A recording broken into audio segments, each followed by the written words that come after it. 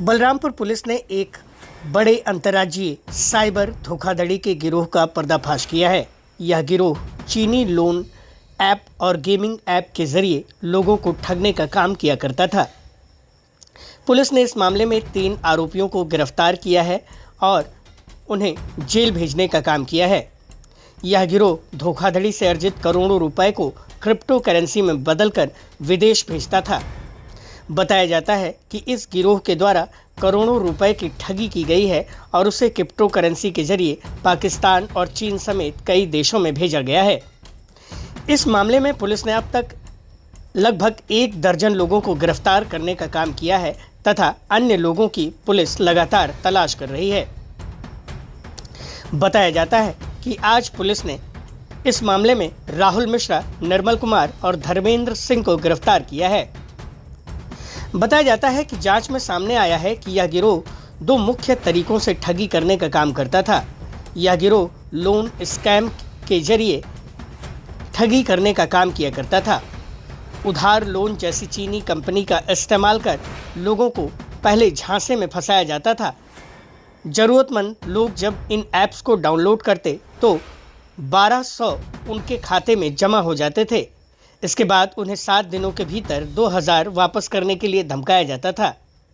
इस तरह से ठगे गए 112 करोड़ से अधिक को बिचौलियों के माध्यम से क्रिप्टो करेंसी में बदलकर विदेश भेजा गया। वहीं गिरोह के द्वारा गेमिंग, बैटिंग, स्कैम ऐप्स के जरिए भी लोगों को चूना लगाने का काम किया जाता था। सुपर पे जैसे अवैध गेमिंग ऐप्स का उपयोग कर लोगों को सट्टेबाजी की लत लगाई जाती थी। फर्जी कंपनियों के चालू खातों में पैसा भेजा जाता था और इसी से लेन देन हुआ करती थी। पुलिस ने ऐसे 85 बैंक खातों का पता लगाया है जिनमें 24 करोड़ रुपए से अधिक का लेन देन हुआ है। पुलिस अधीक्षक विकास कुमार ने नागरिकों से सतर्क रहने की अपील की है। उन्होंने कहा है कि किसी भी अनजान लोन या गेमिंग ऐप्स के झांसे में न आए। पैसे के लालच में आकर अपना बैंक अकाउंट या सिम कार्ड किसी को ना दें। किसी भी तरह की धोखाधड़ी होने पर तुरंत साइबर क्राइम हेल्पलाइन नंबर 1930 पर संपर्क करें या नज़दीकी पुलिस साइबर सेल में अपनी शिकायत दर्ज करवाएं।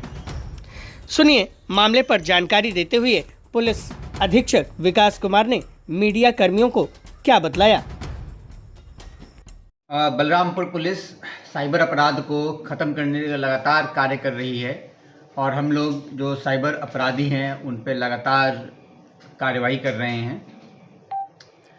अब तक जो भी कार्रवाई हुई थी उससे अग्रेतर कार्रवाई की गई है। जैसा आप सब लोग विदित हैं कि जो गैंग हमारे यहाँ पकड़ा गया था उसका जो मुख्य रूप से जो व्यक्ति पकड़ा गया था उसका शेक्सपियर नाम था और पिछले प्रेस कॉन्फ्रेंस में शेक्सपियर के पास जो बाइनांस की आईडी चल रही थी वो जिसके नाम से चल रही थी उस व्यक्ति को हमने गिरफ्तार करके जेल भेजा था और उसका नाम अनिरुद्ध था।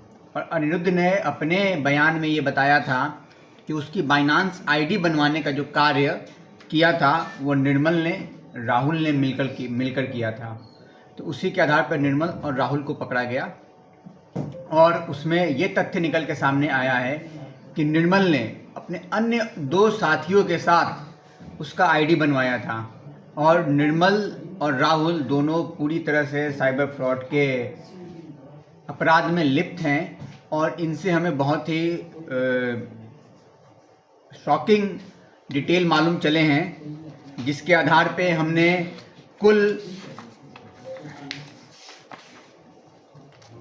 85 बैंक खाते राहुल के पास से प्राप्त किए हैं जिसमें 31 बैंक खातों का ट्रांजैक्शन रिकॉर्ड चेक अभी तक हो पाया है, बाकी का चेक किया जा रहा है और 31 खातों का जो लेन देन का जो पूरा मामला निकल के आया है वो 24 करोड़ 29,90,736 रुपये का निकल के आया है। और साथ में अन्य जो निर्मल है उसके पास भी कुछ खाते मिले हैं और इनके साथ एक तीसरा अभियुक्त धर्मेंद्र सिंह भी गिरफ्तार हुआ है और इसके पास भी खाते निकले हैं और इन सबको हम लोग तीनों गिरफ्तार करके आज माननीय न्यायालय समक्ष प्रस्तुत कर रहे हैं।